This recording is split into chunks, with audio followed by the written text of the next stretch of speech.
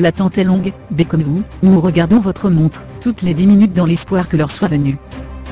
Mais non, il faut encore patienter un petit peu. Dans quelques minutes, la France et la Croatie disputeront la finale de cette Coupe du Monde 2018. Un match attendu par les fans de foot, c'est certain, mais également par toute une nation, la France. S'il y a quelques heures je vous expliquais pourquoi j'aime Kylian Mbappé, la star de cette équipe de France, évoquons maintenant directement le cas cette dernière.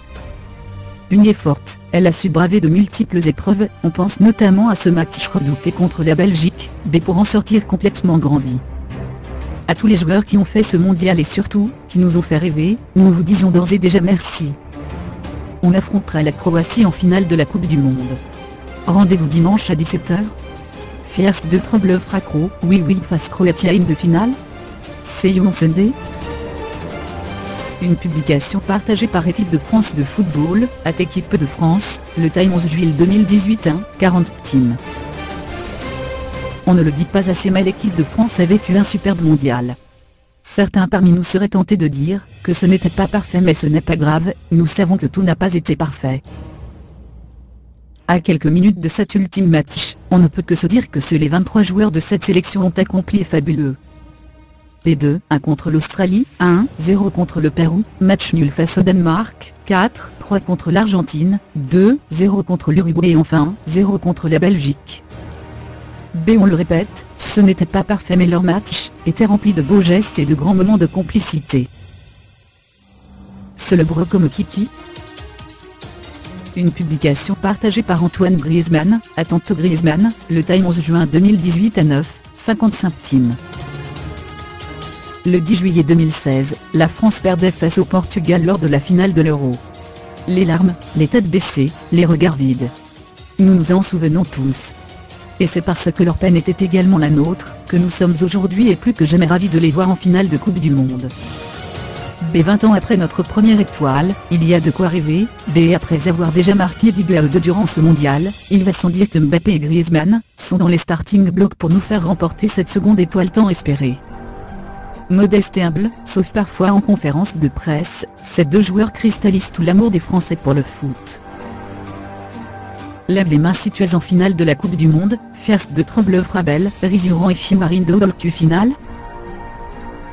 Une publication partagée par Équipe de France de football, at Équipe de France, le Time 11 juillet 2018 à 12:59 p.m. Logique absolue, les audiences des matchs des Bleus sont restées à des niveaux exceptionnels tout au long de ce mondial.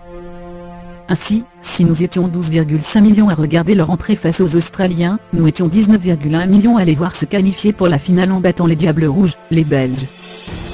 L'engouement des Français pour le football sert parfois un mélange d'amour et de haine, tout dépend de l'équipe, mais il demeure sérieux et profond.